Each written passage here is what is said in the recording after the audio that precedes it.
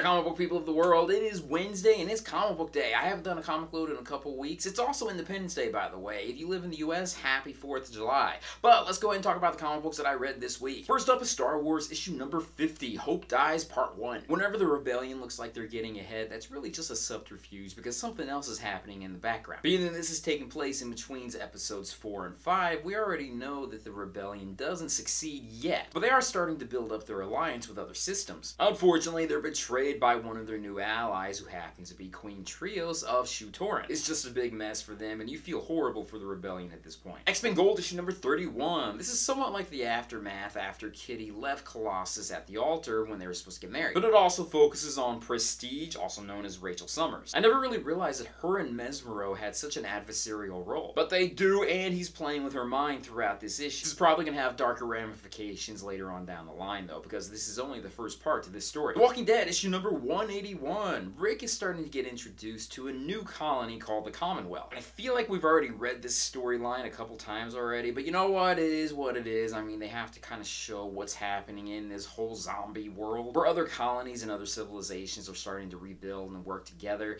In this instance, Rick really isn't quite too impressed with the Commonwealth. And to make matters worse, Michonne, who was just recently reunited with her daughter, has decided to leave Rick's group. I mean, it's not like a horrible story or anything, but it's starting to get a bit dull in this series. Man of Steel issue number 6 of 6 of this miniseries. The main villain of this series is apparently the person who destroyed Krypton and is also attempting to destroy the remaining Kryptonians, which happens to be Superman and his cousin. I gotta say, he's taken care of fairly easily in this, but that's not the main storyline. The big question is, whatever happened to Lois Lane and Jonathan Kent? It is explained, although many people already called the reasoning as to why Jonathan and Lois are not in the current comic book. It feels somewhat like a weak explanation, but you know what, they will be back soon, so I guess it doesn't really matter in the long run. Captain America issue number 1. Yes, a new number 1 for Captain America. They just recently restarted Captain America, and they're doing it again. I don't know what Marvel's doing. Anyways, though, this storyline is having to do with Hydra to an extent, but it looks like the character Selene is going to be the first villain in this story. Not really quite sure how she's going to play out in the whole scheme of everything, but it is interesting because I never really thought about Captain America being a direct adversary with Selene. You never really think about her as being the first villain that's going to be starting up a comic book having to do with Captain America. Astonishing XMen issue number 13.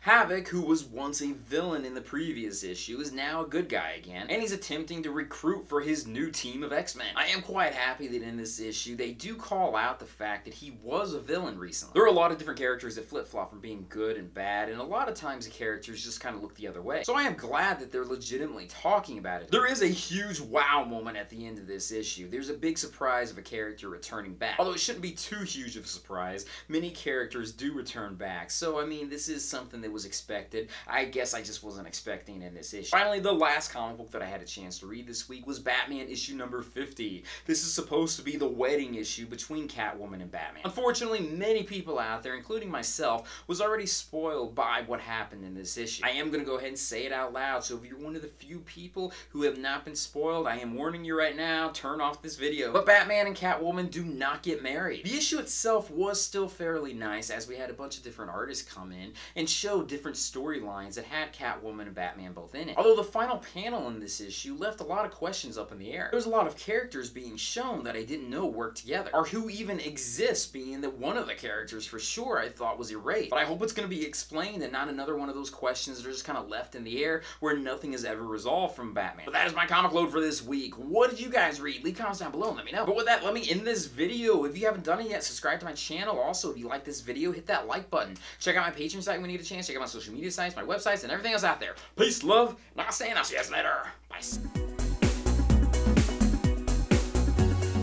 I knew the Catwoman and Batman weren't going to get married. I mean, that was so obvious months ago when they made a big deal about this. Still, though, it is sad to see that they both went in different directions, and I was hoping that maybe they could just continue on seeing each other at the very least. It seems as though both are going to go in different storylines, and they're not going to really have a lot of interaction. But then again, I could be wrong about that.